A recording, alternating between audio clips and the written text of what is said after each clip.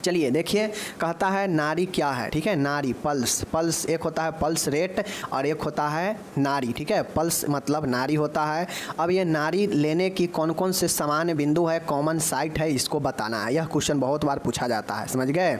चलिए देखते हैं नाड़ी होता क्या है। माय डियर, रक्त परिसंचरण के लिए जब हृदय का बायां निलय लेफ्ट वेंट्रिकल संकुचित होता है तब रक्त तरंग जो है धमनी में से बलपूर्वक गुजरती है, जिसके कारण धमनी में बारी बारी से उठाव तथा पतन होता है। अतः धमनी के इस एकांतरित उठाव व पतन को नाड़ी कहते हैं। देखिए, समझने के लिए आप लोग समझिए, जैसे ब्लड सर्कुलेशन होता है। ठीक है, ब्लड सर्कुलेशन। अब ये जो नाड़ी होता है ना, तो यह इसको हम लोग क्या कहते हैं, एक प्रकार से धड़कन। ठीक है, नाड़ी दर्द कब होता है, जब हमारा हार्ट धड़कता है तो धड़कने में जो है ब्लड को पंप करता है, और पंप करने के बाद जो बलपूर्वक ब्लड जो है, जैसे मानिए हम जो है दमकल जो होता है ना पानी देने वाला, वहाँ से पानी जो है हम छोड़ेंगे तो क्या होगा, पाइप में बलपूर्वक गुजरेगा। पाइप में जो पाइप होता है उसमें बलपूर्वक पानी गुजरेगा, क्योंकि वहाँ पे फोर्स ज़्यादा लगेगा। जब दमकल से पानी निकलेगा तो वहाँ से पानी जो है बहुत ज़्यादा फोर्स देगा। ठीक है, अब नलकूप जिसे हम लोग कहते हैं,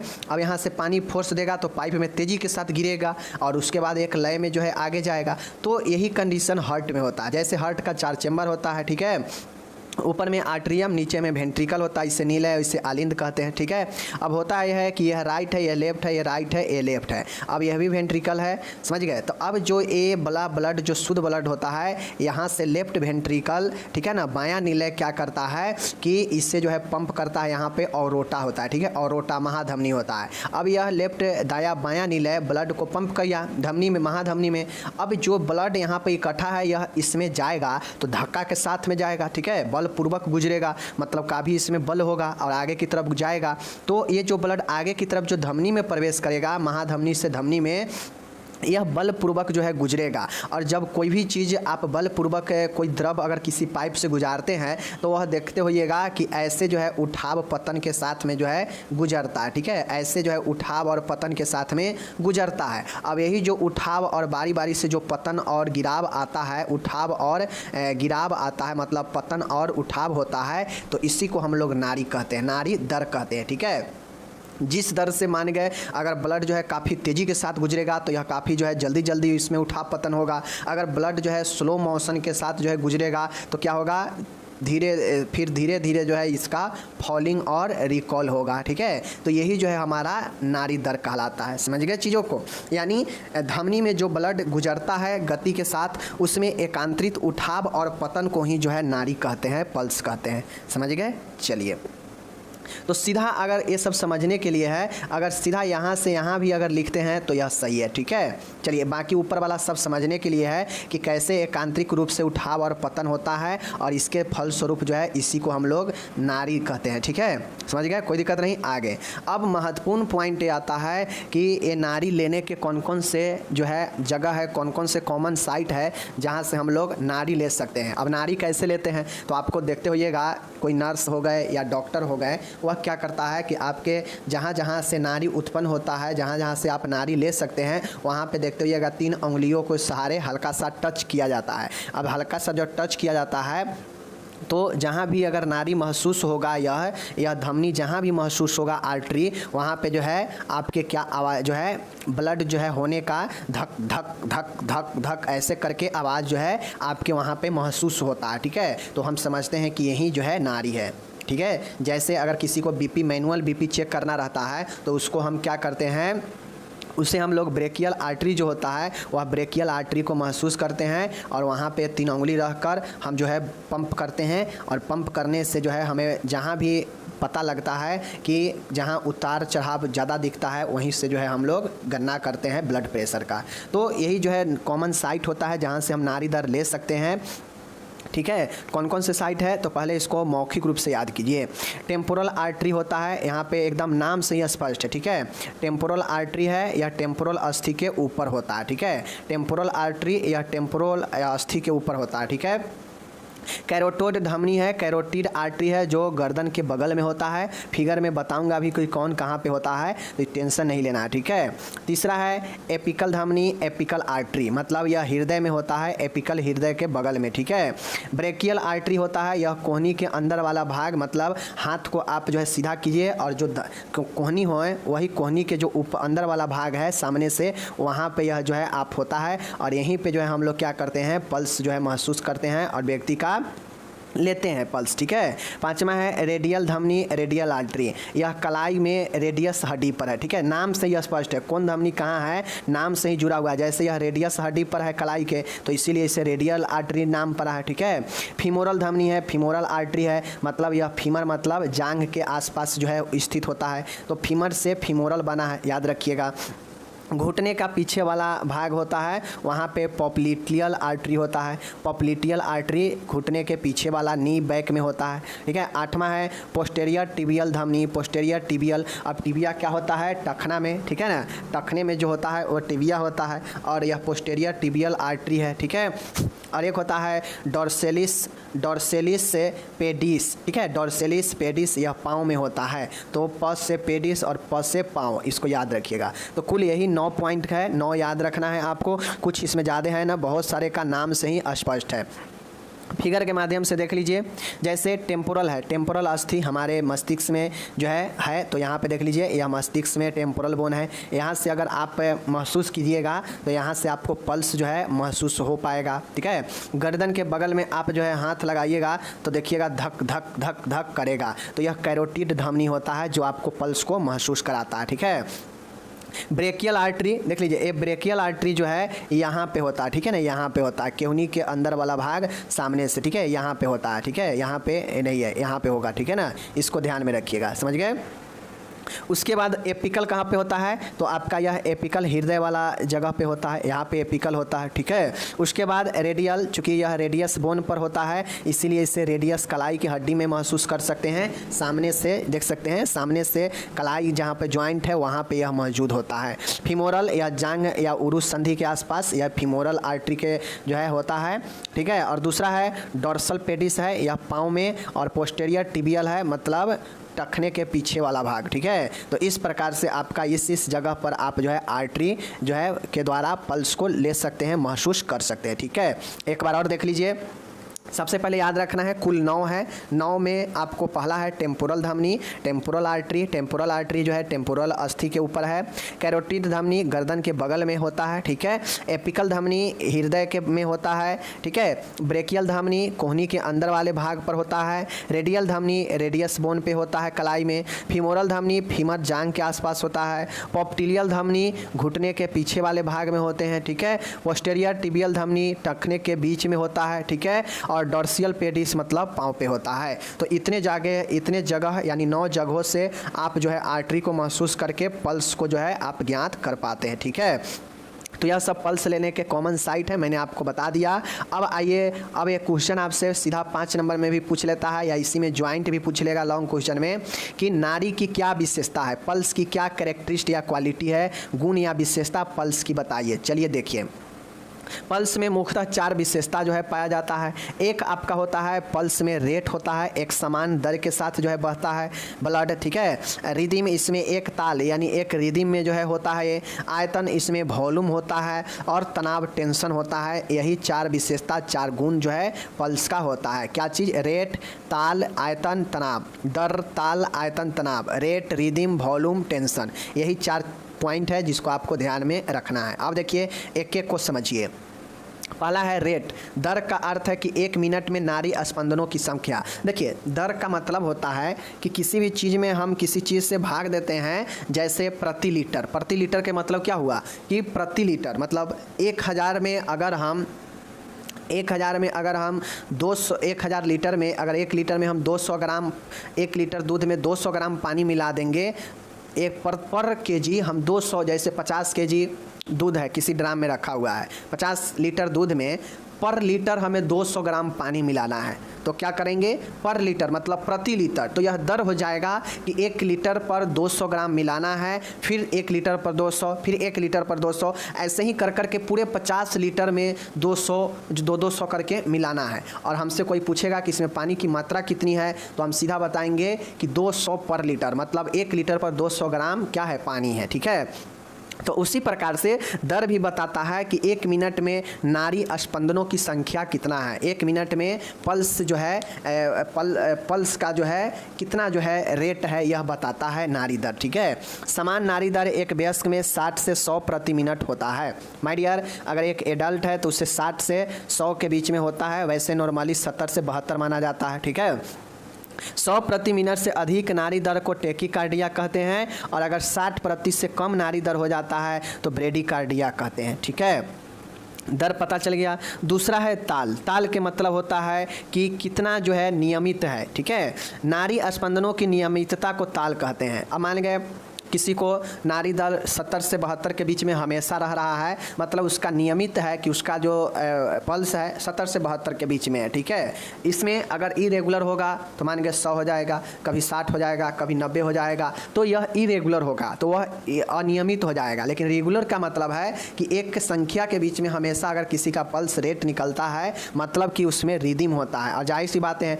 एक एडल्ट में अगर कोई बीमारी नहीं है तो उसमें नियमित रूप से जो उसका पल्स रेट है हमेशा रहता है। ठीक है, पल्स लेते समय बीच के अंतराल की रेगुलरिटी को ताल कहते हैं। यदि स्पंदन अनियमित हो तो पूरे 1 मिनट तक पल्स गिननी चाहिए। देखिए, नियमित होगा तो 1 मिनट में जो बताया गया है कि 60 से 100 के बीच में होगा एक एडल्ट का, तो इतना हमेशा जो है आएगा इसी के बीच में। अनियमित होगा तो मतलब 1 मिनट में कभी 110 हो जाएगा, ठीक है, कभी जो है 60 हो जाएगा, इससे नीचे हो जाएगा, तो यह गड़बड़ की बातें हैं। लेकिन ताल होगा तो नियमित जो है 60 से 100 के बीच में ही पर मिनट चलेगा। ठीक है ना। तीसरा है आयतन। आयतन के मतलब होता है कि यह प्रत्येक स्पंदन के साथ अनुभव होने वाला रक्त का दबाव है। आयतन से तात्पर्य है कि धमनी का रक्त से भरा हुआ। आयतन के मतलब क्या होता है कि एक बर्तन है, उसमें कितना पानी जो है भर सकता है या कितना जो है भरा हुआ है। ठीक है, वही उसका आयतन होता है। तो आयतन यहाँ पे कहता है कि जितना ब्लड का प्रेशर लगेगा, जितना ब्लड हृदय के द्वारा धक्का दिया जाएगा, धमनी में प्रवेश करेगा, तो धमनी में कितना ब्लड है यह बताएगा उसके स्पंदन के दबाव को। अगर धमनी में ब्लड का मात्रा ज़्यादा है तो प्रेशर ज़्यादा लगेगा और जो है पल्स रेट बढ़ेगा। ठीक है, तो यह बताता है कि धमनी में कितना जो है रक्त भरा हुआ है, यही आयतन को बताता है। ठीक है, चौथा है माय डियर तनाव, टेंशन। ठीक है, टेंशन की मतलब होती है तनाव। धमनियों में पहुँचे रक्त के कारण धमनियों में तनाव उत्पन्न होता है। जब धमनी को तनाव के कारण दबाना कठिन हो तो उसे उच्च तनाव कहते हैं, और यदि धमनी को आसानी से दबाया जाए तो उसे निम्न तनाव कहते हैं। माय डियर, तनाव, टेंशन, जैसे इसी टेंशन के कारण हाइपर टेंशन भी आता है। ठीक है, अगर मान गए किसी को ब्लड जो है हाइपर टेंशन होता है तो उसका मतलब है कि जो रक्त वाहिनी है, जो आर्टरी है, जो धमनी है, इसमें ब्लड जो है काफ़ी तेज़ी के साथ में गति कर रहा है, जिसके कारण दबाव जो है इसके दोनों वाहिनियों के दीवार पर काफ़ी ज़्यादा लग रहा है, और इसी दबाव लगने को जो है हम लोग तनाव क्या कहते हैं, प्रेशर कहते हैं, रक्तचाप कहते हैं। ठीक है, अब जब धमनिया में रक्त बहुत ज़्यादा होगा तो उसमें तनाव ज़्यादा होगा, और तनाव ज़्यादा होगा तो उससे जो है धमनी को आप दबाएंगे तो दबाना कठिन होगा। ठीक है, लेकिन अगर यही दबाव ब्लड प्रेशर कम होगा तो धमनी को जो है आसानी से आप दबा सकते हैं और वह दब भी जाएगा। तो यही जो है तनाव होता है, टेंशन होता है। ठीक है, और इसी टेंशन के फलस्वरूप हाइपर टेंशन, उच्च रक्तचाप जो है होता है। ठीक है, चलिए, तो ये कुल 4 जो है आपका विशेषता है, मैंने बता दिया, ध्यान दीजिएगा। अब नेक्स्ट क्वेश्चन यहाँ पे आता है कि नाड़ी दर को प्रभावित करने वाले जो है कारक को बताएं, मतलब कौन कौन से ऐसे कारण हैं जिसके द्वारा किसी व्यक्ति के नाड़ी दर प्रभावित हो सकता है। ठीक है, तो यह भी क्वेश्चन बहुत बार पूछता है। चलिए देखते हैं। नाड़ी दर को प्रभावित करने वाला माय डियर अनेकों कारण है। अब एक पल्स रेट को किसी के, देखिए पल्स का मतलब क्या है कि जैसे हार्ट ब्लड पंप किया महाधमनी में, महाधमनी से जो है सभी धमनी में ब्लड जाता है। अब मान गए ब्लड पंप जो है हृदय करा, तो हृदय से ब्लड पंप करेगा तो बल के साथ न जाएगा, फोर्सली जो है वह ब्लड को पंप करेगा, धक्का देगा। अब जब ब्लड धमनी में जाएगा तो वह एक गति के साथ जाएगा, और जब गति के साथ जाएगा तो वह क्या होगा कि धमनी में एक एकांतर जो है कभी उठाव कभी पतन, कभी उठाव कभी पतन होगा। और यह अगर आपको देखना है तो आप एक पानी को जो है ट्रांसपेरेंट जो है पाइप में क्या करें, आप बहाएं। देखिएगा उस पाइप में से जब पानी बहेगा तो देखिएगा जो है वह जो है उछल कूद करेगा पानी, ठीक है। पानी जो है एक लेवल में नहीं बढ़ेगा, वह उछल कूद जो है ऐसे ऐसे करता रहेगा पानी, ठीक है, उस पाइप में भी। तो वही जो ऐसे ऐसे जो गति कर रहा है वही जो है उसका क्या होता है, स्पंदन होता है, वही नाड़ी होता है, ठीक है। उसी एकांतरण, उठाव और पतन को नाड़ी कहता है। और इसके फलस्वरूप अगर दबाव लगता है दोनों वाहिनियों पर तो इसी से जो है रक्तचाप उत्पन्न होता है, ठीक है, समझ गए। तो अब नाड़ी को प्रभावित करने वाला अनेकों कारण होते हैं। तो पहला कारण है उम्र, एज। एज का मतलब है आप लोग को पता होना चाहिए कि जैसे आप लोग को अगर नहीं पता है तो हम बता देते हैं एज कैसे प्रभावित करता है। तो माय डियर, अगर कोई बच्चा भ्रूण में रहता है, गर्भ में रहता है माँ के अपने, तो उसका पल्स रेट जो है ज़्यादा होता है, ठीक है। उसका पल्स रेट, उसका हृदय का धड़कन ज़्यादा होता है, ठीक है। उसी प्रकार से मैं बात करूं तो जब जन्म ले लेता है तो वह भ्रूण से कम हो जाता है उसका पल्स रेट। मतलब जैसे जैसे उसका जो है एज आगे की तरफ बढ़ते जाता है वैसे जो है उसका पल्स रेट कमते जाता है। लेकिन सबसे ज़्यादा कहाँ होता है, भ्रूण में होता है, माँ के जो है गर्भ में होता है। कोई भी बच्चा गर्भ में पल रहा होता है उस समय उसका जो है बहुत ज़्यादा पल्स रेट होता है। उससे कम जन्म ले लेगा तो हो जाएगा, उससे कम जब साल भर का हो जाएगा तो होगा, उससे कम जब 5 साल के हो जाएगा तो होगा, फिर उससे कमेगा जब वह 10 साल का हो जाएगा, फिर उससे कमेगा जब वह 16 साल का हो जाएगा, फिर उससे कमेगा जब वह वयस्क में आएगा, ठीक है, फिर उससे भी कमेगा जब वह वृद्धावस्था में आ जाएगा। तो यह धीरे धीरे घटते रहता है। क्यों? क्योंकि बॉडी का एक्टिविटी जैसे जैसे जो है हमारा आगे की तरफ बढ़ता है वैसे वैसे पल्स रेट जो है घटते जाता है, ठीक है। अब देखिए यहाँ पे उम्र है और यहाँ पे नाड़ी दर है। चलिए हम इसको देखते हैं। जन्म से पूर्व, जन्म से पूर्व का मतलब होता है फीटल हार्ट साउंड, मतलब भ्रूण का हृदय आवाज़। ये अगर आपको सुनना है तो लगभग यह 140 से लेकर 160 जो है पर मिनट इसका जो है धड़कन चलता है बच्चा का जब वह गर्भ में होता है, ठीक है। तो यह क्वेश्चन बहुत पूछता है कि भ्रूण का जो है गर्भ में हार्ट रेट कितना होता है, फीटल हार्ट साउंड कितना होता है। तो 140 से 60 या कहीं कहीं 140 से 50 दिया रहता है। अब भ्रूण का उतना है। अब यहाँ पे जन्म के बाद कितना होगा, अब वो जन्म से पहले है, अब जन्म ले चुका है बच्चा तो उसका जन्म के बाद कितना होगा। तो चूंकि जन्म के बाद घटेगा तो 10 घटा दीजिए, 130 से 40 पर मिनट हो जाता है, ओके ना। चलिए फिर इसमें जो है आप 10 घटा दीजिए। तो प्रथम वर्ष में जब बच्चा चलता है 1 साल का होता है तो उसका जो है यह जो है आपके इतने हो जाते हैं 115 से 130 जो है हो जाते हैं, ठीक है, पर मिनट। जब वह बच्चा 2 साल में प्रवेश करता है तो और कमता है और फिर से जो है 15 कम जाता है और 100 से 15 प्रति मिनट हो जाता है, ठीक है। जब बच्चा तृतीय साल में जाता है तो उसका 90 से 100 प्रति मिनट हो जाता है और 100 के अंदर आ जाता है, ठीक है। जब वह 4 से 8 वर्ष के बीच में होता है, 8 साल तक, तो उसका जो है यही पल्स जो है 86 से 90 पर मिनट रहता है, ठीक है। आगे चलिए, जब वह 18 से 15 रहता है तो वह 80 से 86 पर मिनट जो है होता है, ठीक है। वयस्क में बात किया जाएगा तो आपको पता है 72 माना जाता है, ऐसे 70 से 80 यह नॉर्मल माना जाता है। वृद्धावस्था में 60 से 70 पर मिनट यह चीज़ें हो जाता है। और देख सकते हैं ऊपर से लेकर नीचे तक यह क्या हो रहा है, गिरते हुए यह संख्या आ रहा है, ठीक है। तो मैं इसीलिए कहा हूं कि आपको देखिए, अब यहाँ पे एक चीज़ बता देते हैं। सबसे इम्पॉर्टेंट है आपको जन्म से पूर्व यानी गर्भावस्था में कितना होगा ये याद रखिएगा, और जन्म के बाद कितना होगा इसको याद रखिएगा, ठीक है। 2 ये चीज़ें हो गया। उसके बाद आप याद रखिएगा यहाँ पे 18 से 15, ठीक है, 18 से 15 वाला याद रखिएगा, एडल्ट वाला याद रखिएगा और वृद्धावस्था याद रखिएगा। इतना याद रखिएगा तो आप जो है आसानी से जो है लिख दीजिएगा, ठीक है। आगे चलिए, दूसरा जो कारण होता है, अब एज देख लिए कि कैसे कारण है, एज के हिसाब से जो है घट बढ़ रहा है तो एज कारक हो ही गया। उसी प्रकार से आपका है लिंग, मतलब लड़की हो या लड़का हो, दोनों में अलग अलग जो है यह जो है आपके पल्स रेट जो होते हैं अलग अलग दिखते हैं। पुरुषों की तुलना में महिलाओं की नाड़ी दर अधिक होती है, मतलब एक लड़की की तुलना में लड़कों में जो पल्स रेट होता है कम होता है। तो कहीं ना कहीं दोनों का लिंग अलग होने के कारण जो है अलग पल्स रेट है, तो समझ गए ना, ये भी प्रभावित करता है। तीसरा है कदकाठी फिजिक। ऊंचे या भारी व्यक्तियों की तुलना में छोटे एवं हल्के व्यक्तियों की नाड़ी दर अधिक होती है। जो मोटे व्यक्ति होते हैं, जो भारी और लंबे होते हैं, उनमें जो है छोटे एवं हल्के व्यक्ति की जो देख लीजिए, ऊंचे एवं भारी व्यक्तियों की तुलना में छोटे एवं हल्के व्यक्तियों की नाड़ी दर अधिक होती है। मीन्स इसके कहने का मतलब है कि किसका अगर कद काठी अगर मोटा होगा, ऊंचा होगा, लंबा होगा तो उसका जो है कम होगा किसके तुलना में, छोटे एवं हल्के व्यक्ति के तुलना में, ठीक है। तो ये फिजिक कद काठी भी मैटर करता है। चौथा है व्यायाम। एक्सरसाइज, व्यायाम करने के बाद बढ़ी हुई पेशीय सक्रियता नाड़ी दर में वृद्धि कर देती है।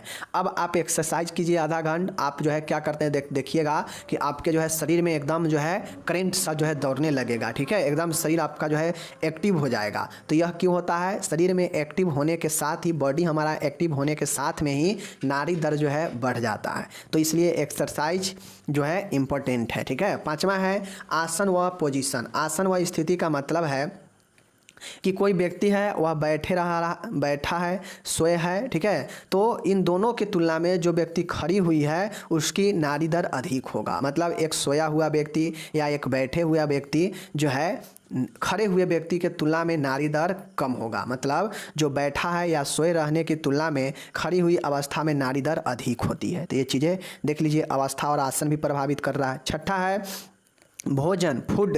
भोजन करने के बाद नाड़ी दर में वृद्धि हो जाती है। अब भोजन कर लीजिए, मन एकदम सुस्ताल रहेगा। जब भोजन नहीं कीजिएगा तो एकदम मन डाउन रहेगा, एकदम शरीर आपका लेजी रहेगा। लेकिन जैसे ही आप भोजन करते हैं आपके शरीर में ऊर्जा आ जाता है। तो भोजन करने के साथ ही जो है आपके क्या होते हैं कि नाड़ी दर में वृद्धि हो जाते हैं। सातवां है इमोशन, भावावेग। मतलब मन का भाव कैसा है, विचार कैसा है।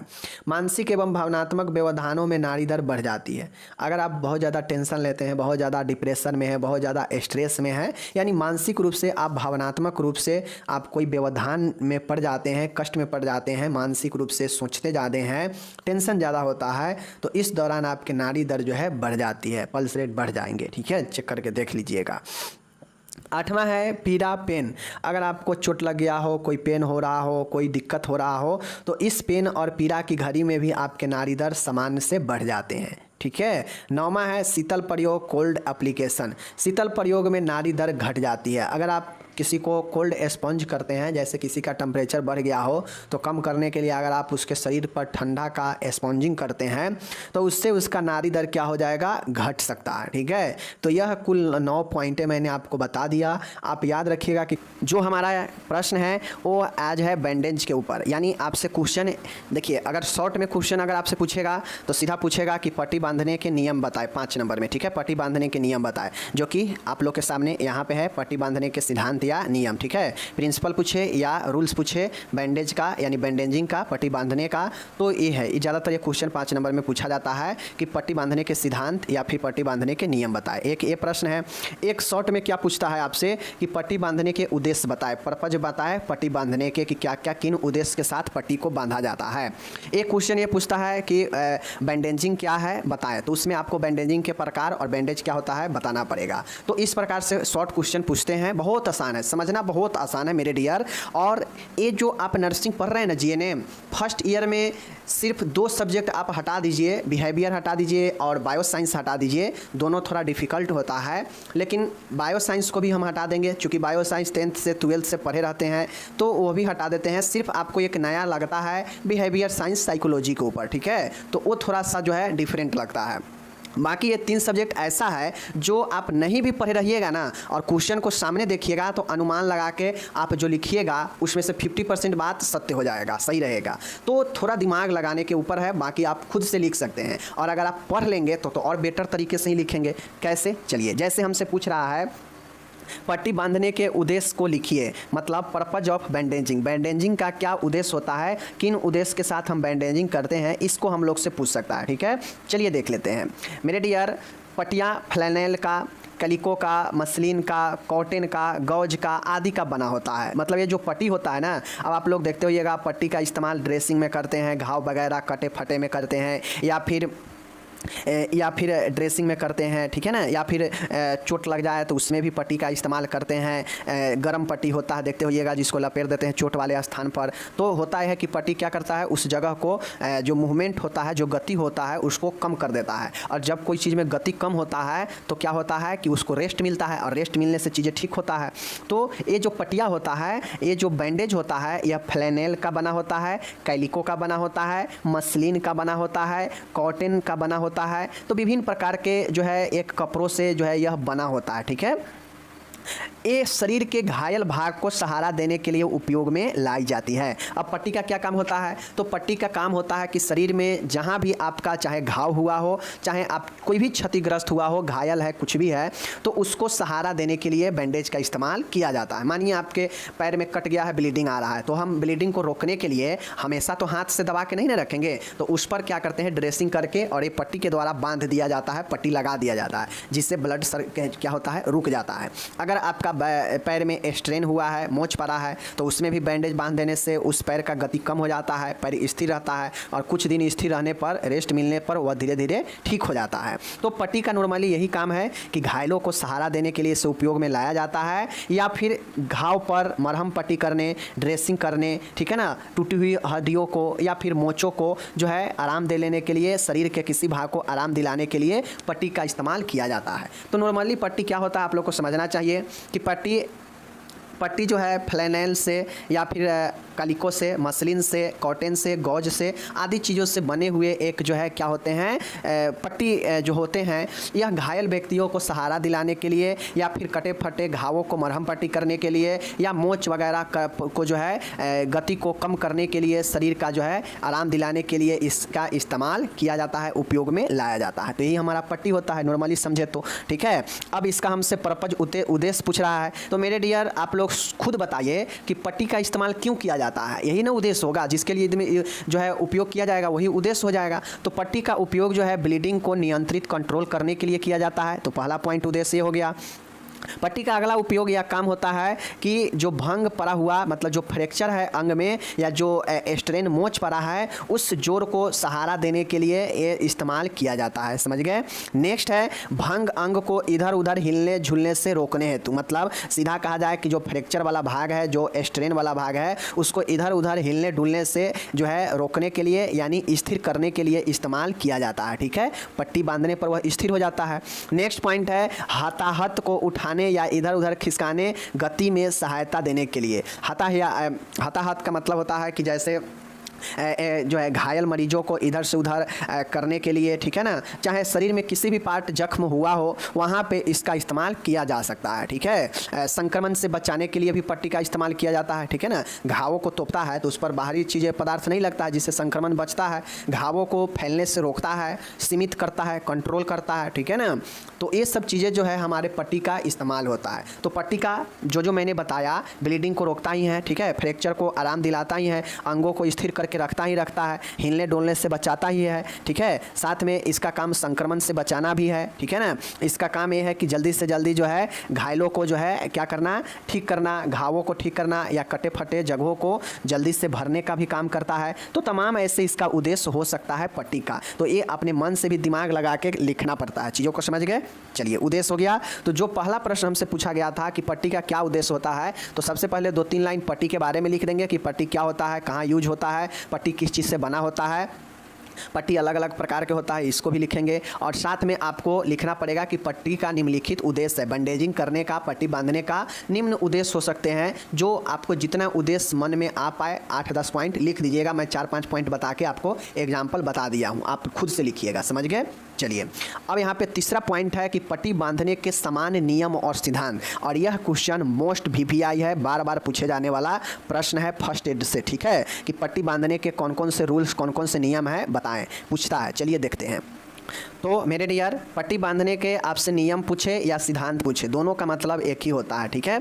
चलिए, पट्टी बांधने के नियम या सिद्धांत निम्नलिखित हैं, निम्नलिखित हो भी सकते हैं। चलिए एक एक करके हम लोग इसको समझ लेते हैं। ज़्यादा इसमें मकसद करने की बातें नहीं है, बस आपको मैं 12 से 13 पॉइंट बताऊंगा। यही 12 से 13 पॉइंट आपको ध्यान में रखना है कि इसी बातों को ध्यान में रखते हुए हम पट्टी को क्या करते हैं, बांधते हैं, बैंडेज करते हैं, ठीक है। पहला है उचित साइज की पट्टी को चुने। अब मान गए हमारा घाव छोटा सा है और हम उसको बड़ा सा पट्टी से बैंडेज करेंगे, तो क्या वो सूटेबल होगा? नहीं होगा। तो इसके लिए हमें एक उचित साइज का जो है पट्टी को चुनाव करना होगा। जब भी किसी का हम बैंडेजिंग करेंगे तो एक उचित साइज का पट्टी को चुनाव करेंगे। अब जानते हैं पट्टी अलग अलग साइज में आता है, ठीक है ना। अब आप लोग देखते होइएगा कि थोड़ा सा अगर उंगली में चीरा उड़ा लग जाता है तो उसके लिए हम लोग हैंडी प्लास्ट का इस्तेमाल करते हैं ना, तो वह भी एक प्रकार से पट्टी ही होता है, ठीक है। तो वह सबसे छोटा पट्टी हो जाता है, उससे और आगे जाइएगा धीरे धीरे तो और सारे पट्टी मिलते हैं। तो उचित आकार के हमें सबसे पहले पट्टी का चुनाव करना होगा किसी को अगर हम पट्टी बांधने चलेंगे तो, ठीक है। दूसरा है बीमार को आरामदायक स्थिति में रखें। अब मान गए आप पट्टी बांधेंगे, ठीक बात है, आप ड्रेसिंग करेंगे, पट्टी उसको बांधेंगे, ये सही बात है, बट ऐसा नहीं है कि आप पट्टी बांधे और दूसरे को और ज़्यादा पेन दे और ज़्यादा डिस्कम्फर्ट करे। तो इसके लिए सबसे पहले बीमार जो होगा उसको क्या करेंगे, या जो घायल ग्रसित होगा उसको आरामदायक स्थिति देंगे, ठीक है।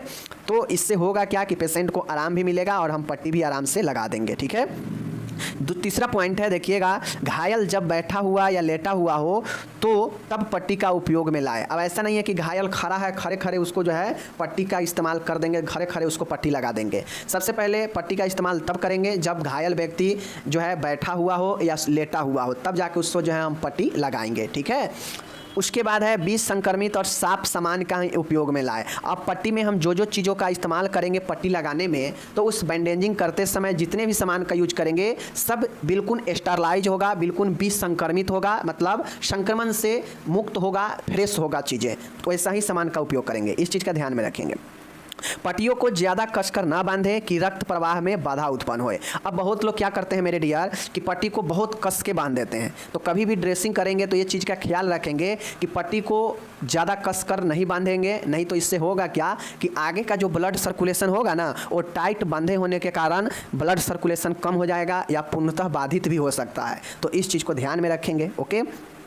पट्टियों को नहीं इतना ढीला बांधे कि वह घाव की जगह से खिसक जाए। अब आपको एक चीज़ ध्यान में रखना है कि पट्टी बांधते समय न पट्टी को ज़्यादा टाइट बांधेंगे, ठीक है, और न पट्टी को ज़्यादा लूज बांधेंगे। पट्टी को इतना ज़्यादा ढीला भी नहीं बांधेंगे कि वह जो है घाव वाले या घायल वाले जगह से हट जाए, खिसक जाए। क्योंकि ज़्यादा ढीला अगर हम बांधेंगे बैंडेज तो खिसक जाएगा अपने स्थान से, वह घाव को छोड़ देगा, तो ये चीज़ें हो सकता है। तो इसको ध्यान में रखेंगे। पूरे घाव को ठीक तरह से ढक दे। अब होता है कि बहुत लोग बैंडेज करने जाते हैं ना, तो देखते होइएगा कि आधा जो है उसके घाव वाले आसपास के जगह दिखता ही है। तो ऐसा नहीं करना चाहिए। एक तो सबसे पहले उपयुक्त तो साइज का आपको बैंडेज लेंगे। जब बैंडेज आप अच्छे आकार का ले लेंगे तो ऑटोमेटिक जब आप उसको बैंडेजिंग करेंगे तो उसको पूरे जो है घाव के आकार को क्या करेगा, अपने अंदर वो ले लेगा। तो आपको बैंडेज करते समय ध्यान रखना चाहिए कि पूरे घाव को ठीक तरह से ढकना है, ओके।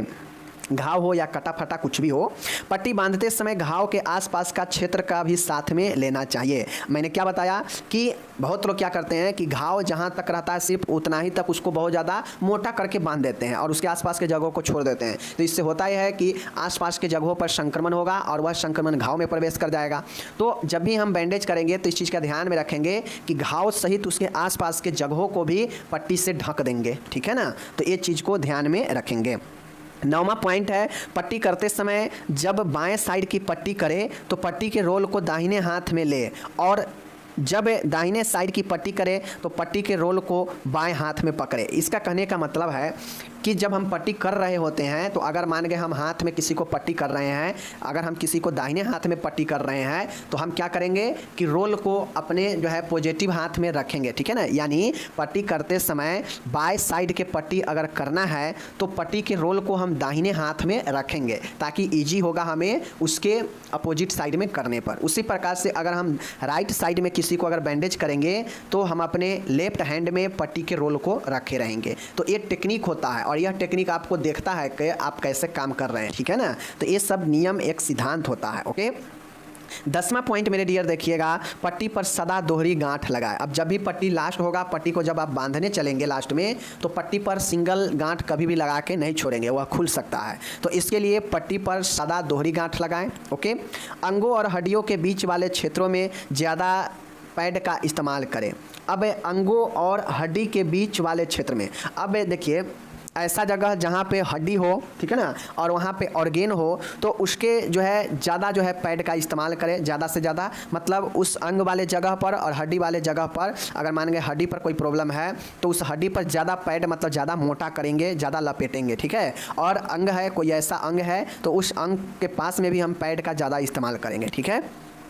हाथों की उंगलियों और पैरों की उंगलियों के नाखूनों को पट्टी से बाहर रखें ताकि रक्त प्रवाह की जांच बराबर की जा सके। अब मान के अगर आपको हाथ के उंगली को करना है या पैर में जो है आपको क्या करना है, बैंडेजिंग करना है, पट्टी बांधना है, तो आप हमेशा ये कोशिश करेंगे कि कम से कम पैर और हाथ के उंगली को थोड़ा जो है ज़रूर छोड़ कर रखें। क्यों?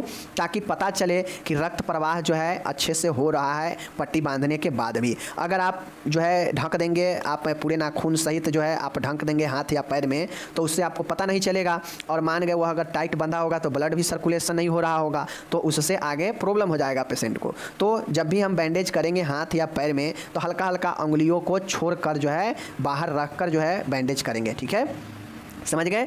13 नंबर है, पट्टी किए गए अंग के किसी भी नाखून को दबाएं जब तक ये सफ़ेद नहीं हो जाता। उचित रक्त प्रवाह में नाखून फौरन लाल सा दिखने लगता है। यदि दबाव खत्म करते ही यह सफ़ेद और नीला रह जाता है तो समझ जाना चाहिए कि पट्टी अधिक कसकर बांधी गई है, और यदि उनमें स्पंदन न हो तो भी समझना चाहिए कि पट्टी अधिक कसकर बांधी गई है। मतलब यहाँ कहने का मतलब है, अगर मैं हाथ और पैर में पट्टी बांध दूँ किसी को, तो हमें थोड़ा सा हाथ का उंगली या पैर का उंगली जहाँ भी बंधा हो थोड़ा सा खुला रखना चाहिए। क्यों? क्योंकि हम जाँच सके कि व्यक्ति का ब्लड सर्कुलेशन सही चल रहा है पट्टी बांधने के बाद भी। क्योंकि बहुत लोगों को पट्टी कस के बांध देने के बाद जो है ब्लड सर्कुलेशन वहाँ का धीरे धीरे रुकने लगता है। क्यों? क्योंकि पट्टी बहुत ज़्यादा कस के बांधा गया है, और उस कंडीशन में अगर हाथ और पैर का उंगलियों को बाहर नहीं रखा गया है तो लोग जाँचते भी नहीं है, ऐसे ही छोड़ देते हैं, तो उससे पेशेंट को दिक्कत हो जाता है। तो हम 13 पॉइंट यही कहता है कि पट्टी जिस भी अंग में किए हैं, चाहे पैर में हो या हाथ में हो, वहाँ के उंगलियों को कस कर दबाएंगे। चूँकि हम लोग 12 पॉइंट में ही देख लिए हैं कि उंगलियों को थोड़ा सा खोल कर रखेंगे, आगे रखेंगे पट्टी से, तो हम उसको जातेंगे। ठीक है, 13 पॉइंट यही कहता है कि जिस भी अंग में पट्टी लगाए गए हो उसके नाखूनों को कसकर दबाएं। अब आप लोग खुद अपने उंगलियों को कसकर दबाइएगा, तो दबाने के बाद होता क्या है, देखते होइएगा दबाते समय तो एकदम वाइट हो जाएगा। जब आप अपने नाखून को पैर या हाथ के उंगली के नाखून को आप कस कर दबा के रखते रहते हैं तो वाइट हो जाता है, लेकिन जैसे ही आप उसको छोड़ते हैं तो फ़ौरन से लाल हो जाता है। इसका मतलब क्या हुआ कि हमारा ब्लड सर्कुलेशन ठीक है, चल रहा है।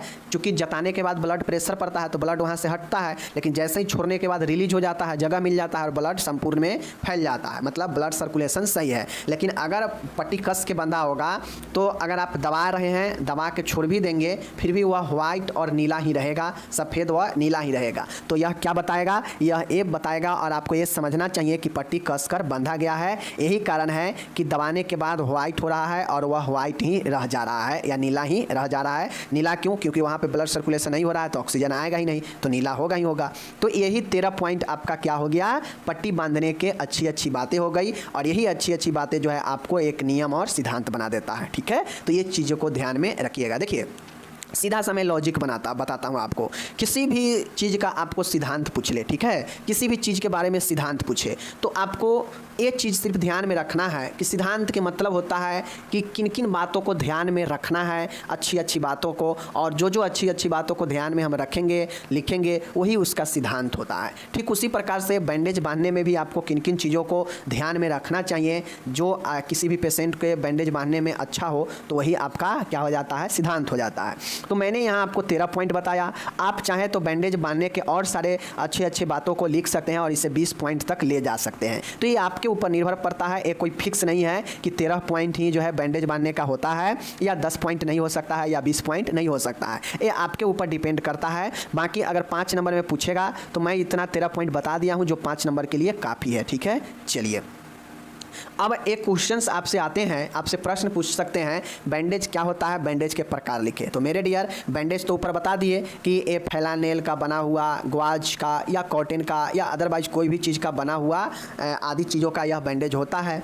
बैंडेज जो है व्यक्ति के घायल को स्थिर करने के लिए, सुरक्षा देने के लिए बैंडेजिंग किया जाता है। ये बैंडेज जो है आपके अलग अलग प्रकार के हो सकते हैं, उसमें से 2 प्रकार होते हैं, और वो 2 प्रकार जो है आपको, एक होता है रोलर बैंडेज और एक होता है ट्रायंगुलर बैंडेज, मतलब त्रिकोणी पट्टी। तो ये 2 पट्टी मुख्यतः हम लोग को पढ़ना है।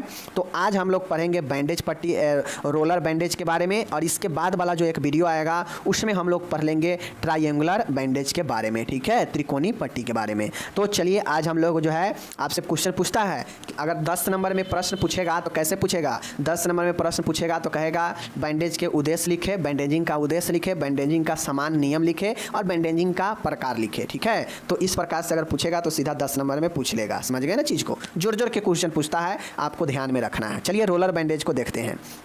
मेरे डियर रोलर के मतलब क्या होता है, गोलाकार, गोल रोलर, ठीक है ना, गोल पट्टी। मेरे डियर रोलर पट्टियाँ गौज का, कॉटन का, फलानेल का, बहुत सारे चीज़ों का जो है बने हो सकते हैं। यह बैंडेज जो रोलर के रूप में बनी होती है, जो क्या होता है, रोलर के रूप में बना हुआ होता है। आप लोग आगे देखिएगा, यह रोलर के रूप में बना हुआ होता है, ठीक है। ये पट्टियाँ 5 centimetre, 7.5 centimetre, 10 centimetre, 12.5 centimetre, 15 centimetre, 20 centimetre आदि लंबे के पट्टी में आते हैं। मतलब इसका लंबाई जो है इतना होता है, 5 से 7.5, 10, 12.5, 15, 20 सेंटीमीटर आते हैं इसके लंबाई, ठीक है, जो पट्टी होते हैं। और ये चौड़ाई में 1 इंच का होता है। मान गए जो 5 सेंटीमीटर का होगा उसका चौड़ाई 1 इंच होगा, जो 7.5 सेंटीमीटर का होगा उसका चौड़ाई 2 होगा, जो 10 का होगा उसका 3 होगा, जो 12.5 का होगा 4 होगा, जो 15 का होगा 5 होगा, जो 20 का होगा वो 6 इंच का चौड़ाई का होगा, ठीक है, समझ गए। चलिए ये हो गया 1 से 6 इंच तक है ना, तो वही चीज़ को विभिन्नताओं में मतलब डिफरेंट में ये पाया जाता है। इस उद्देश्य से कि शरीर के एक छोटे से अंग से लेकर पूरा शरीर आवश्यकता पड़ने पर ढक जाए। देखिए बैंडेज इसी साइज में अलग अलग इसीलिए बनाया जाता है क्योंकि हमारे शरीर में घाव अलग अलग प्रकार के होते हैं, ठीक है ना, बड़ा होता है, छोटा होता है, बहुत गहरा होता है। तो बैंडेज का इस्तेमाल उसी प्रकार से किया जाता है, जो जितना घाव बड़ा हो उतना ही बड़ा बैंडेज के हम लोग इस्तेमाल करते हैं।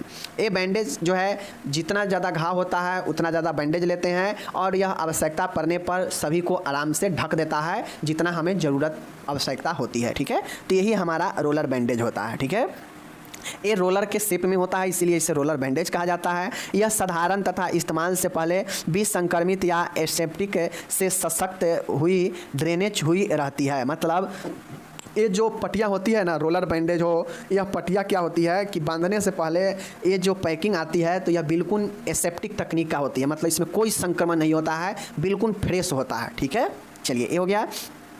ये जो पट्टियाँ होती है यह फेलानेल का, कैलिको का, सीज क्लॉथ का मतलब ढीला ढाला बना हुआ कपड़ा का बना हुआ होता है ताकि धोकर दोबारा आराम से जो है इसे क्या किया जा सके, इस्तेमाल में लाया जा सके। तो यही आपका रोलर बैंडेज है, आप आराम से इसको देख लीजिए, यही रोलर बैंडेज होता है। आप लोग इसको देखे होंगे कहीं भी या इस्तेमाल किए भी होंगे। यही जो है अलग अलग प्रकार से इसका जो है, ये तो लगभग बड़ा वाला रोलर बैंडेज है, लेकिन ये छोटा वाला भी आता है, ठीक है, ये बड़ा वाला भी आता है, मीडियम वाला भी आता है, तो सब आकार में यह उपस्थित होता है, ठीक है। लेकिन यह आकार इसी प्रकार से रोलर शेप में होता है, इसीलिए इसे रोलर बैंडेज कहा गया है। तो इस प्रकार से मैंने आपको रोलर बैंडेज के बारे में बता दिया। अब आपको इसको जो है अच्छे से बैंडेज को पढ़ना है। बैंडेज का मात्र एक क्वेश्चन बच गया है, वह है ट्रायंगुलर, ठीक है ना, ट्रायंगुलर त्रिकोणी पट्टी, जिसको हम लोग आगे के वीडियो में कर लेंगे। और इस प्रकार से चाहे आपका बैंडेज के प्रकार पूछ दे, रोलर और ट्रायंगुलर, बैंडेज का उद्देश्य पूछ दे, बैंडेज का बांधने बैंडेजिंग करने का नियम पूछ दे, तो ये सब के सब मैं आपको बता दिया।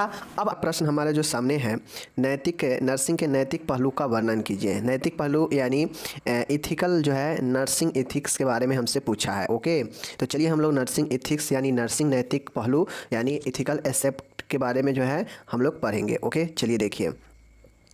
अब यहाँ पे देखिए, नैतिक नर्सिंग के नैतिक पहलू, ethical except of ethical aspect, ethical aspect of nursing. नीति, नीति मतलब क्या होता है, नीति मतलब नियम होता है। शब्द की उत्पत्ति ग्रीक शब्द इथोस से हुई है, ठीक है। सबसे पहले याद रखिए कि नीति शब्द का उत्पत्ति जो है वह जो है ग्रीक शब्द इथोस से हुई है। ओके, जिसका अर्थ होता है विश्वास, जिसका अर्थ क्या होता है, विश्वास। ओके, रीति रिवाज एवं आस्था, जिसका मतलब अर्थ होता है कि विश्वास करना, रीति रिवाज और आस्था, यह जो है अर्थ होता है किसका, इथोस का।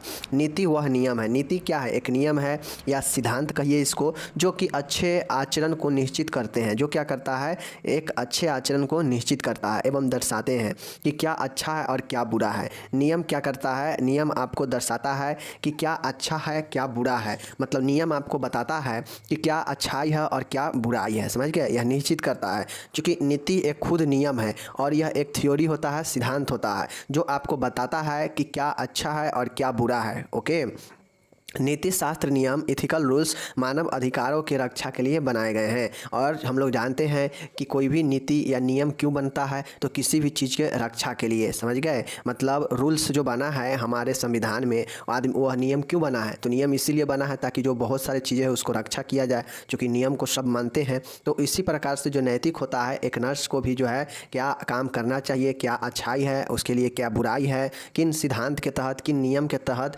एक नर्स को अपने काम को करना चाहिए, उसके अधिकार के रक्षा के लिए ये जरूरी है। समझ गए चीज़ को।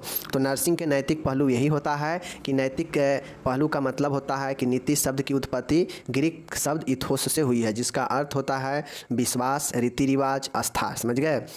नीति वह नियम है। नीति क्या है? एक नियम है, वह एक सिद्धांत होते हैं जो एक अच्छे आचरण को निश्चित करता है। एक नियम क्या करता है कि व्यक्ति के एक अच्छे आचरण को निश्चित करता है, दर्शाता है कि क्या अच्छा है और क्या बुरा है।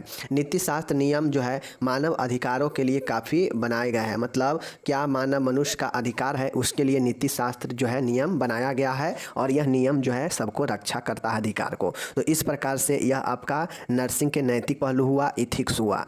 अब हम लोग कोड ऑफ इथिक्स देखेंगे। समझ गए। कोड ऑफ इथिक्स भी जो है आपसे पूछाता है। समझ गए। देख लीजिए। कोड ऑफ इथिक्स आचार संहिता इसको हम लोग बोलते हैं। एक नर्सिंग का कोड ऑफ इथिक्स क्या होता है देख सकते हैं। आचार संहिता सिद्धांतों का वह समूह है जिसे व्यवसाय के सभी सदस्य स्वीकार करते हैं। जब व्यक्ति किसी भी व्यवसाय को अपनाता है तो उसे उसी व्यवसाय की आचार संहिता भी अपनानी पड़ती है तथा उससे निभाने की पूरी जिम्मेदारी भी लेता है। साथियों, आप लोगों को पता है कि आप एक नर्सिंग कोर्स कर रहे हैं, कोर्स कंप्लीट करेंगे, आपका रजिस्ट्रेशन हो जाएगा काउंसिल में, तो आप एक नर्स जो है प्रोफेशनल नर्स बन जाएंगे। समझ गए। व्यावसायिक नर्स बन जाएंगे। तो ऐसे में जब आप नर्स बन जाते हैं तो आपके साथ साथ आपके विभाग में जितने भी नर्स होगा सबको एक नियम मानना पड़ता है, स्वीकारना पड़ता है अपने व्यवसाय के लिए, अपने व्यवसाय के क्षेत्र में, और सबको जो है उसी व्यवसाय में अपने आचार संहिता को अपनानी पड़ती है तथा उससे निभाने की पूरी जिम्मेदारी लेता है।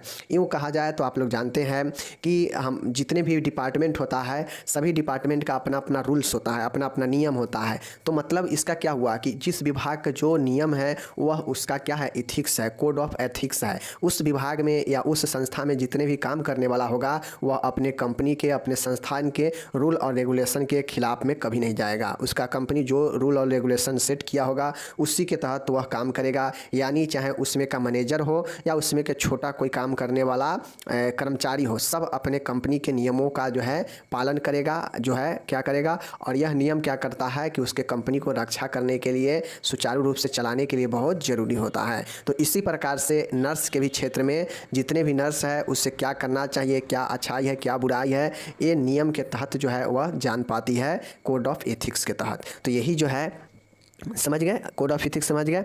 चलिए, नर्सिंग के लिए आचार संहिता को सन 1973 में international council of nurses INC के द्वारा जारी किया गया था। इसके कुछ मुख्य तत्व है जिसमें आचरण पल पर काम दिया गया। मुख्यतः नीति जो होता है व्यक्ति के आचरण व्यवहार को बताता है, प्रकट करता है। समझ गए।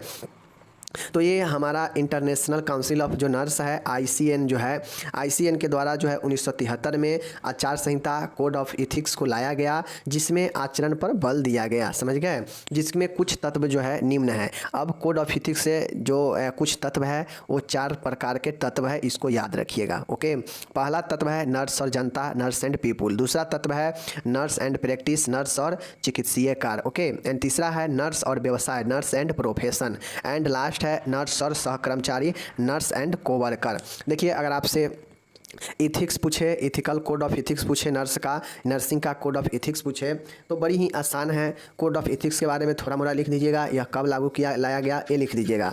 एंड उसके बाद लिखिएगा कि इसमें कुछ तत्व को शामिल किया गया जो 1973 में कोड ऑफ इथिक्स दिया गया ICN के द्वारा। तो इसमें 4 तत्व है। एक है नर्स और पीपुल, नर्स और लोग, ठीक है, नर्स और व्यवसाय, ठीक है, नर्स और प्रोफेशन, नर्स एंड चिकित्सीय कार्य, nurse and practice, and last में है nurse and co-worker means nurse और सहकर्मचारी। तो ये 4 चीज़ें आप याद रखिएगा, इसमें कुछ तत्व में शामिल किया है। जैसे पहला है नर्स और जनता। नर्स और जनता का मतलब क्या हुआ कि इसमें रोगी की बीमारी में देखभाल करना नर्स के सबसे पहले जिम्मेदारी होती है। नर्स रोगी की देखभाल के साथ साथ उसके धर्म, रीति रिवाज व आत्मिक विश्वास का भी सम्मान करती है। नर्स को रोगी के ऊपर किसी भी प्रकार का निर्णय नहीं थोपना चाहिए।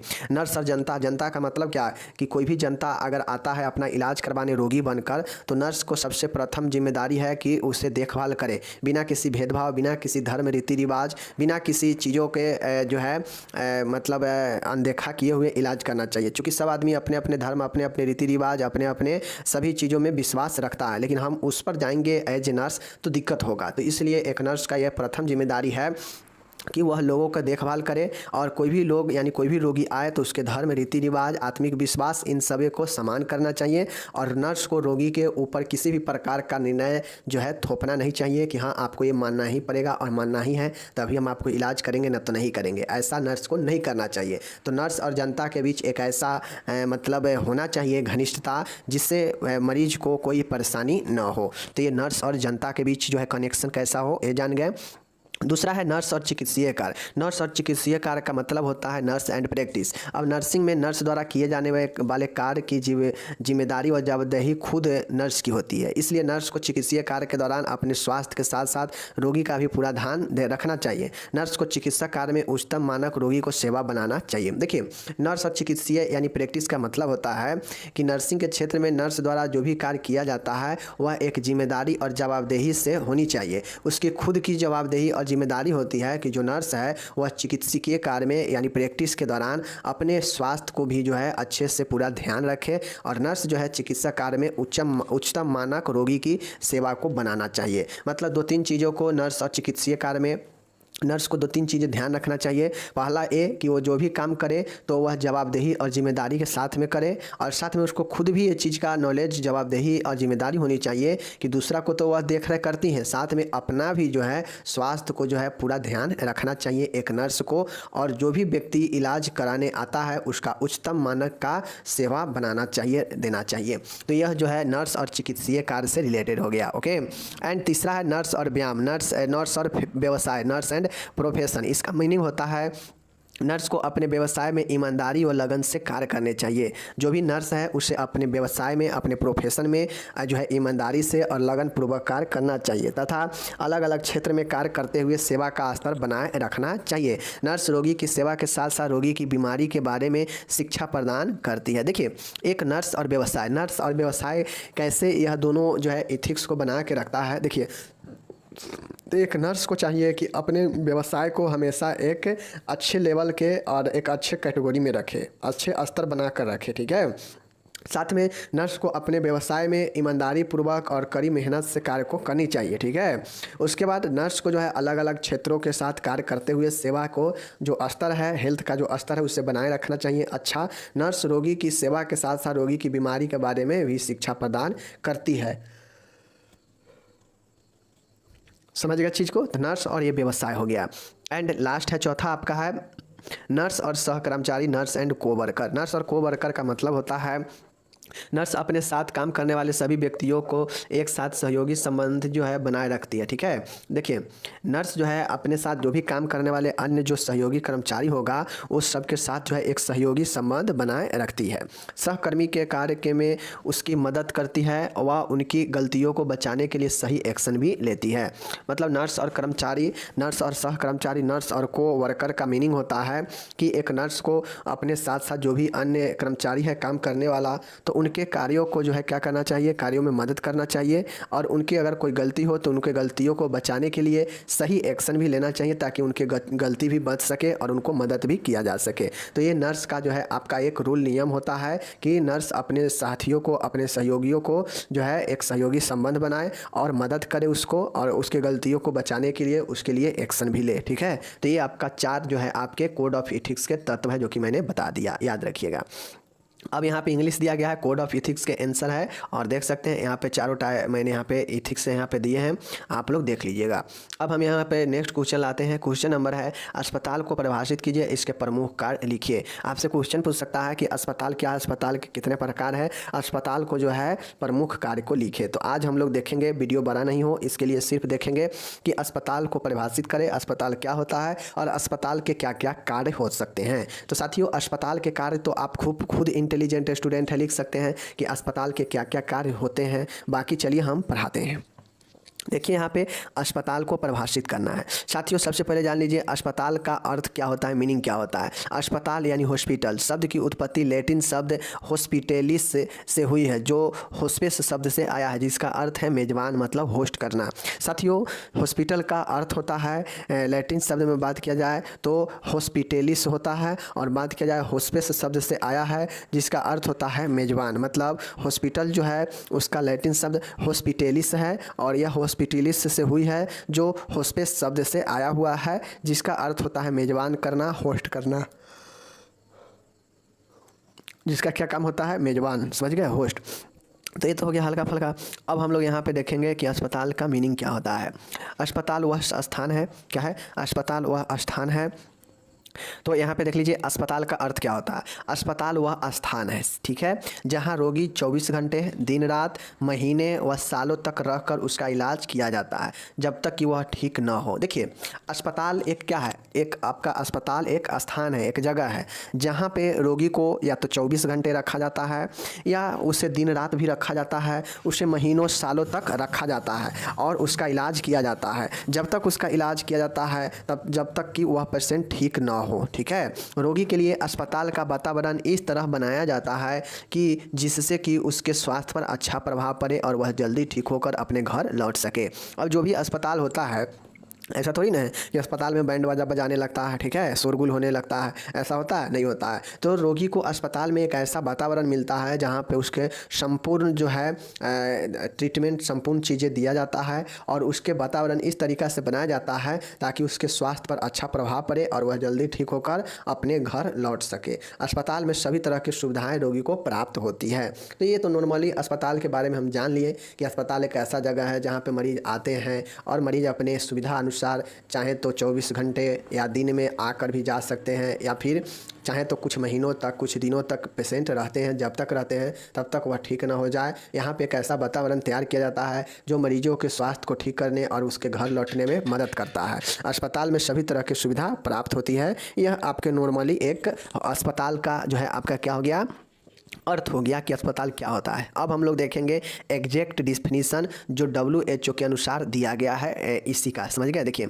अस्पताल किसी सामाजिक एवं चिकित्सक संबंधित संगठनों का अभिन्न भाग होता है जिसका कार्य जनता को उपचारात्मक और निरोधात्मक दोनों ही प्रकार के संपूर्ण सेवा प्रदान करना है। देखिए अस्पताल जो होता है वह एक सामाजिक और चिकित्सा संबंधी संगठन का अभिन्न अंग होता है। मीन्स समाज के और एक अस्पताल जो है समाज के एक चिकित्सीय संबंधी मतलब एक देख रेख वाला एक ऐसा संगठन होता है, इसका एक ऐसा अभिन्न है जिसका कार्य होता है जनता को उपचार करना और निरोध करना, मतलब निरोधक दोनों ही प्रकार के संपूर्ण सेवा प्रदान करता है अस्पताल, तथा जिसका बाह्य रोगी सेवाएं मतलब OPD परिवार व घरेलू पर्यावरण तक पहुंचती हो।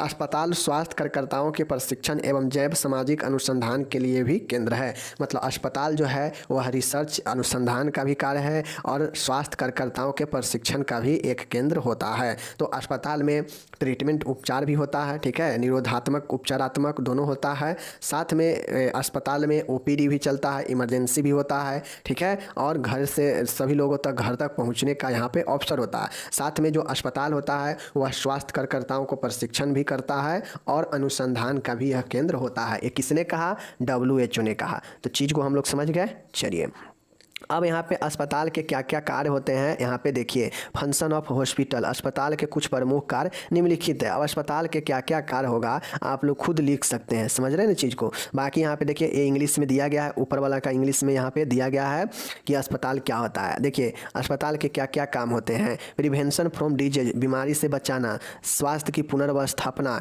रिहेबिलिटेशन, स्वास्थ्य की उन्नति, promotion of health, okay. And next है रोगों का इलाज व निदान करना। यहाँ अस्पताल में काम होता है किस चीज़ का, तो रोग और रोगों का इलाज और निदान करने का काम होता है। रोगी की देखभाल करना, अस्पताल में रोगी का देखभाल भी किया जाता है। ओके, एंड नेक्स्ट है घायलों का भी देखभाल किया जाता है। यहाँ पे बाह्य रोगी सेवा भी चलता है, ओपीडी भी चलता है। ओके, उसके बाद आईपीडी भी जो है अस्पताल में ही होता है। उसके बाद है मेडिकल एवं नर्सिंग अनुसंधान का भी कार्य यहीं पे होता है। ओके, एंड नेक्स्ट यहाँ पे हम लोग देखेंगे प्रोफेशनल लोगों का जो है प्रशिक्षण भी यहाँ पे दिया जाता है। तो इस प्रकार से जो है आप लोग के यहाँ पे 10 कार्य हम लोग लिखे हैं। आप चाहे तो इसको 20 कार्य भी इसको आप लोग लिख सकते हैं। अब यहाँ पे नेक्स्ट क्वेश्चन आता है, ये भी क्वेश्चन बहुत ज़्यादा शानदार है, इंपॉर्टेंट है। औषधि क्या है, औषधियों को देने के मार्ग लिखे और औषधि देने के जो रूल्स है, नियम है, उसको बताना है। चलिए हम लोग देखते हैं औषधि क्या होता है। देखिए, किसी रोग का उपचार अथवा रोग से बचाव हेतु दिया जाने वाला रासायनिक पदार्थ औषधि कहलाता है। देखिए, रासायनिक पदार्थ तो बहुत सारा है, बम हो गया, पॉइजन हो गया, बहुत सारे चीज़ हो गया जो कि कीटनाशक पदार्थ हो गया, सब औषधि सब जो है क्या करता है कि और रासायनिक पदार्थ से ही बनता है। बट एक चीज़ ध्यान रखिए कि वैसा रासायनिक पदार्थ जिसका उपयोग रोगों के उपचार या रोगों से बचाने के लिए किया जाता है, वही जो है औषधि होता है। समझ गए ना? तो ये चीज़ें आपको ध्यान में रखना पड़ेगा कि वह किसी रोग के उपचार अथवा रोग से बचाव हेतु दिया जाने वाला रासायनिक पदार्थ औषधि कहलाता है। समझ गए ना? चलिए, अब देखिए कौन कौन से मार्ग से औषधि दिए जाते हैं, हम तो एक कहता हूँ। देखिए, दवाइयों को उनके स्वरूप और प्रभावों के अनुसार रोगी को दिया जाता है। दवा के पात्र या उसकी पैकिंग पर दवा देने के तरीके संबंधी निर्देश लिखे होते हैं। दवाइयों को निम्न मार्गों से दिया जाता है। देखिए, जब आप पाउडर लेंगे या कोई ऑइंटमेंट क्रीम लेते हैं या फिर जो है आप कोई पिल्स लेते हैं या इंजेक्शन लेते हैं, तो सबके दवा पर किस कैसे गोली को खाना है, कहाँ कैसे जो है इस दवाई को देना है पेशेंट को, उस पैकेट पर लिखा होता है। जैसे IM लिखा होता है या IV लिखा होता है इंजेक्शन पर, या आपको जो है अगर कोई आपको वैजिनल इन्फेक्शन से बचाने के लिए दवाई है तो वहाँ पे लिखा होता है यूज फॉर वैजिनल, यानी वैजिना योनि में रखने वाला होता है जो इंसिनरेशन होता है। ठीक है ना? तो इसी प्रकार से तमाम जो है दवाई के पैकिंग पर लिखा होता है जो उसके स्वरूप और उसके प्रभाव के अनुसार रोगी को दिया जाता है। सबका मार्ग के से अलग अलग प्रभाव भी है और सबका अलग अलग स्वरूप होता है, जिसके कारण सबको अलग अलग मार्ग से दिया जाता है। ठीक है ना? चलिए देखिए कौन कौन मार्ग है। पहला है मुख्य मार्ग, ओरल रूट। ओरल रूट का मतलब है कि जैसे यह सबसे आसान होता है, सरल होता है, सुरक्षित एवं समान मार्ग होता है। जो ओरल रूट होता है ना, यह आसान होता है। आराम से गोली के पैकेट खोलिए और उसको सीधा गटक जाइए गिलास पानी के साथ में। समझ गए ना? यह आसान सुरक्षित होता है, लेकिन इसमें का जो दवा का प्रभाव होता है ना, वह थोड़ा धीरे धीरे होता है, क्योंकि गोली अंदर जाने के बाद ब्लड में घुलने के बाद थोड़ा उसका रिएक्शन दिखाने में समय लगता है एवं अमाशय रस के द्वारा असक्रिय भी हो सकता है। अब मान के गोली खाए, अंदर गया और पेट में जो अम्ल बनता है वह उसका असर वहीं पर जो है ख़त्म कर दिया, तो फिर उसका कोई प्रभाव नहीं होता है। तो ये जो है यही इसका थोड़ा सा डिपॉइंटेड होता है। मुख में कड़वा लग सकता है, रोगी के जो झिल्ली होता है उसमें इरिटेशन हो सकता है, इसीलिए बहुत लोग जो है गोली लेने से भागता भी है, देखते हैं ना। तो ये जो है ओरल रूट होता है, मुखीय मार्ग। समझ गए? दूसरा होता है निरोपण। निरोपण मतलब होता है कि मलाशय में गुर्दावर्ती इंसरेशन का मतलब होता है निरोपण करना। जैसे मलाशय में गुर्दावर्ती को प्रवेश करना। समझ गए ना? समझ गए कि मलाशय में गुदवर्ती को प्रवेश कराना, औषधि को शरीर के छिद्रों में प्रवेश कराना ही निरोपण कहलाता है। जैसे योनि में एवं मलाशय में दवाई डालना। ठीक है ना? जैसे अगर किसी फीमेल को वैजिना में इन्फेक्शन है तो डॉक्टर उसको एक गोली देते हैं और कहते हैं कि इसे अपने वैजिना में, अपने छिद्रों में, अपने वैजिना में इसको रखिएगा। या मलाशय में किसी को इन्फेक्शन आता है तो उसे जो है एक दिया जाता है गोली, कहा जाता है कि इसको रखना है। ठीक है ना? या इसी विधि के द्वारा जो है क्या किया, इसी इंसरेशन विधि के द्वारा जो है मलाशय गुर्दावर्ती माध्यम से आंत को सफाई भी किया जाता है। समझ गए ना? तो ये इंसिनरेशन निरोपण हो जाता है, जो दवाई लेकर सीधा वहाँ पे रख दिए, इंसर्ट कर दिए। ठीक है ना? ये निरोपण विधि हो गया। दूसरा विधि है, देखिए तीसरा विधि है इंस्टिलेशन, निवेशन है। निवेशन का मतलब होता है कि तरल औषधि को बूंद बूंद करके शरीर के किसी गुहा में डालने को निवेशन कहते हैं। जैसे आँख, कान, नाक, ये सब छिद्र है, ये सब गुहा है, इस समय जो है बूंद बूंद करके दवाई भी डालते हैं, ड्रॉप वगैरह। तो ये सब जो होता है ये आपके निवेशन इंस्टिलेशन विधि द्वारा डलाया जाता है। ठीक है ना? ये मार्ग होता है इंस्टिलेशन। ओके। चौथा है मालिश। मालिश का मतलब हो गया कि जैसे किसी को खुजली, दांत खाद खुजली है, किसी को दर्द है, समझ गया ना? तो ये सब जो है मालिश करने वाला, जैसे ऑइंटमेंट, बहुत सारा क्रीम आता है, तो ये सब जो है ऑइंटमेंट जो है इनक्शन मतलब मालिश मार्ग के द्वारा शरीर को प्रभावित करता है। ठीक है ना? चलिए नेक्स्ट है पांचवा मार्ग है इम्प्लांटेशन। इम्प्लांटेशन का मतलब है आरोपण। इसमें औषधि को शरीर के ऊतकों में ठोस रूप में आरोपित किया जाता है। इसमें क्या होता है इम्प्लांटेशन में कि कोई दवाई लिए और शरीर के ऊतक में इसे जो है जाकर रख देते हैं और ये जो है इम्प्लांटेशन हो जाता है, समझ गए, आरोपण।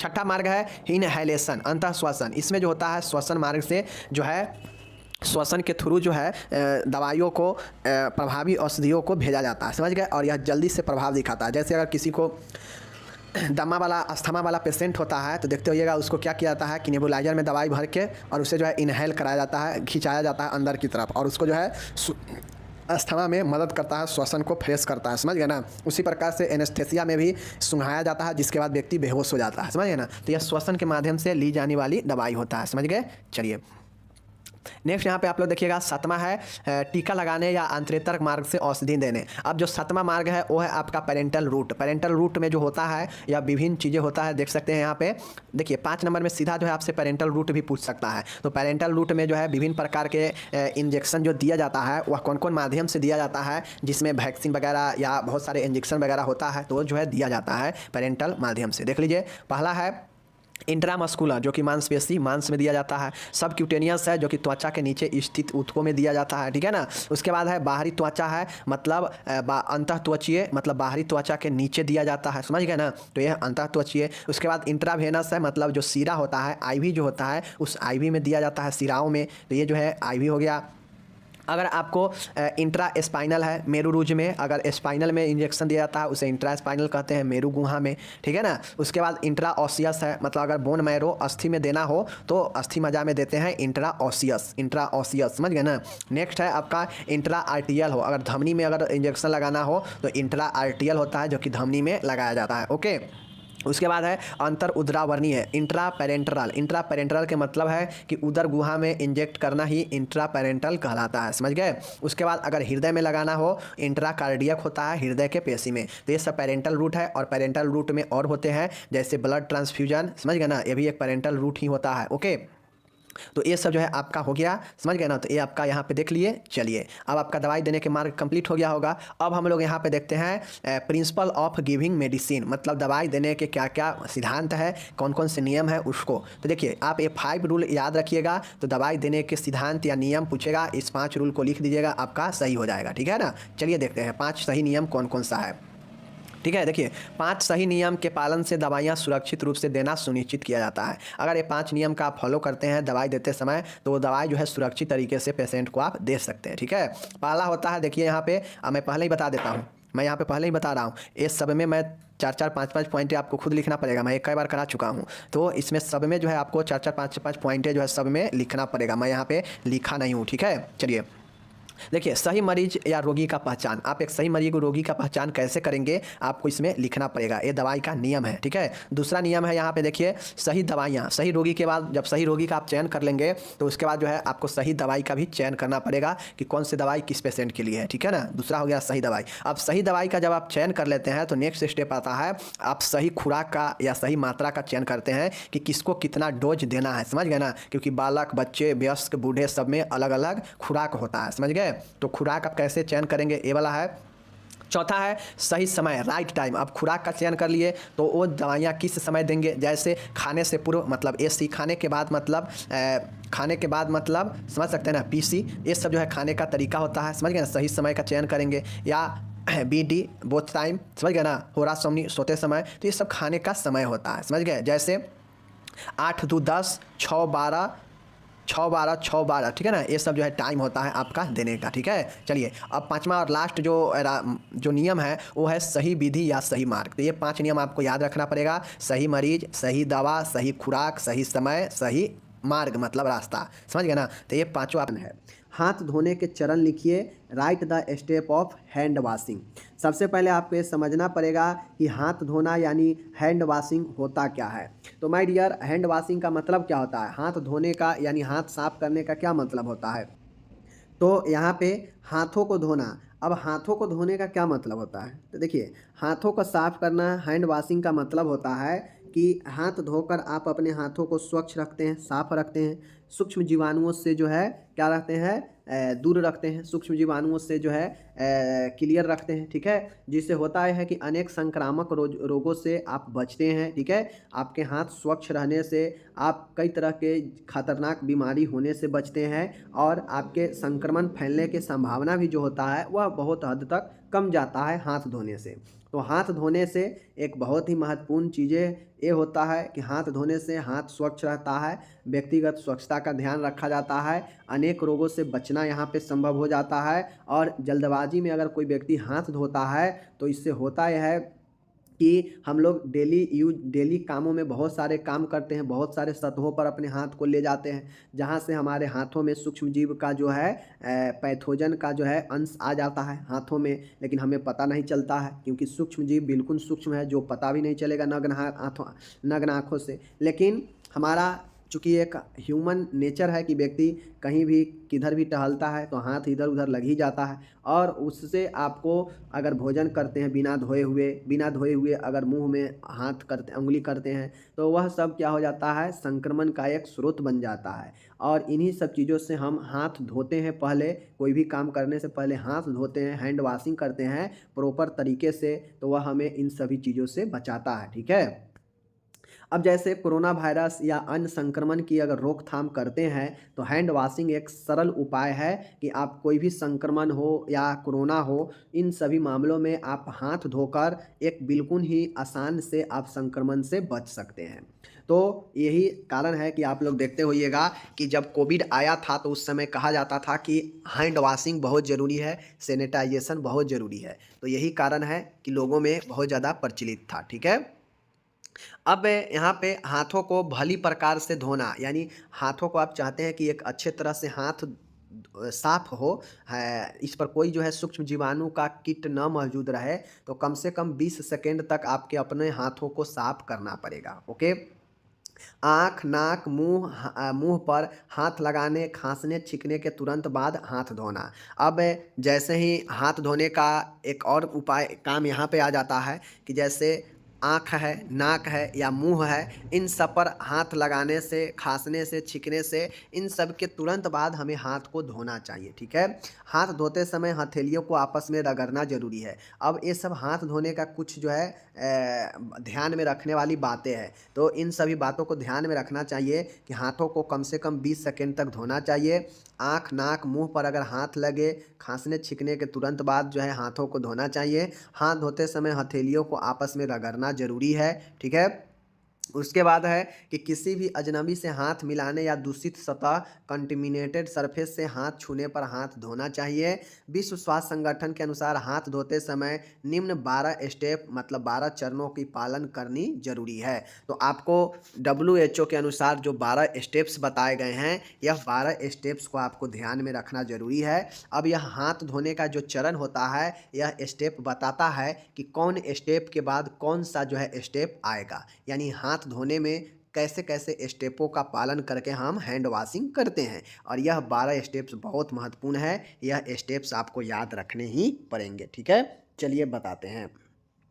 तो सबसे पहले आपको यहाँ पे पहला स्टेप है कि हाथों को पानी से गीला करें। पहला यही पॉइंट है कि सबसे पहले हाथों को हम क्या करते हैं, पानी से गीला करते हैं। क्या चीज़ से? पानी से गीला करते हैं। तो हाथों को हम पानी से गीला कर लेंगे, पहला पॉइंट, ठीक है। दूसरा पॉइंट है कि हाथों में पर्याप्त साबुन या सैनिटाइजर लें और पूरे हाथ पर फैला दें। अब पहला तो काम हम यही ना करेंगे, सूखले हाथों को तो हम लोग नहीं जो है सरफ साबुन से रगड़ने लगेंगे, तो पहले हाथों को गीला करते हैं, ठीक है। हाथों को गीला करने के बाद में पर्याप्त साबुन, ठीक है, हैंड वॉशिंग का कोई भी सामान हो, पहले पर्याप्त साबुन या सैनिटाइजर ले और पूरे हाथ जितने गीला किए हैं उन सब पर लगा ले, फैला दे, ठीक है। तीसरा स्टेप है कि दोनों हथेलियों को आपस में रब करें। अब क्या करें, दोनों हथेलियों को आपस में रब करें। पहला स्टेप क्या है, हाथ को गीला। दूसरा स्टेप में साबुन ले या सैनिटाइज ले और पूरे हाथ में फैला दे। तीसरा स्टेप है कि दोनों हथेलियों को आपस में रगड़े यानी रब करें, तीसरा स्टेप, ओके।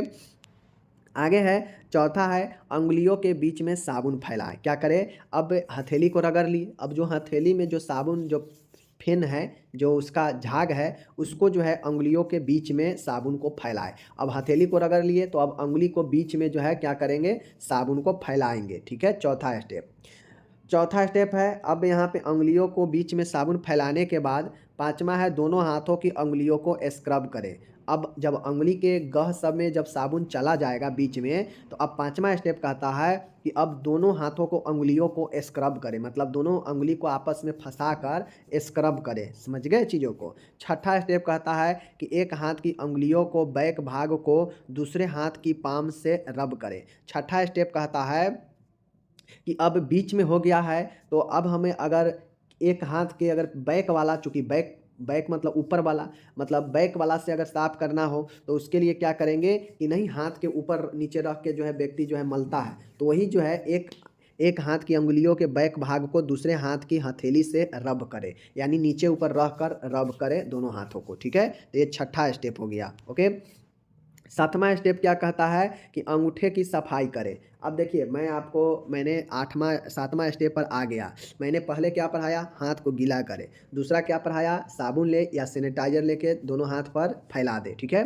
तीसरा मैंने कहा कि अब ये चीज़ें हो गया, तो अब हम लोग करेंगे कि जो साबुन है फैला दिए, अब हम लोग क्या करेंगे, वह साबुन को लेकर दोनों हथेलियों को रब करेंगे, रगड़ेंगे।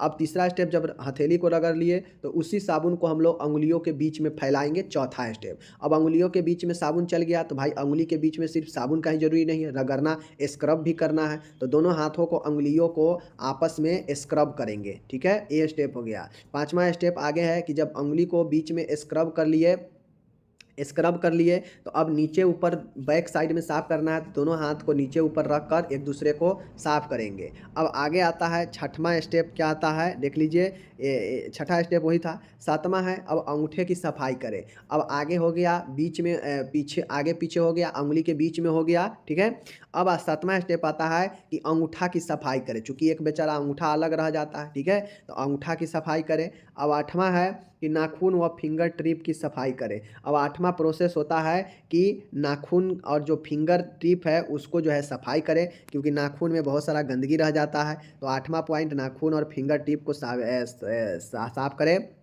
नौवां है हाथ की कलाई को दूसरे हाथ से साफ करें। हाथ की कलाई को दूसरे हाथ से साफ करें, जो हाथ की कलाई होता है ना उसको दूसरे हाथ से साफ करें। ठीक है, 10वां है हाथों को पानी से धोएं। अब आपके कलाई भी हो गया, हथेली भी हो गया है, उंगली भी हो गया, अंगूठा भी हो गया, नाखून भी हो गया, तो अब बचा क्या, कुछ नहीं बचा। तो 10वां स्टेप है कि हाथों को पानी से धो लेना चाहिए कंप्लीटली।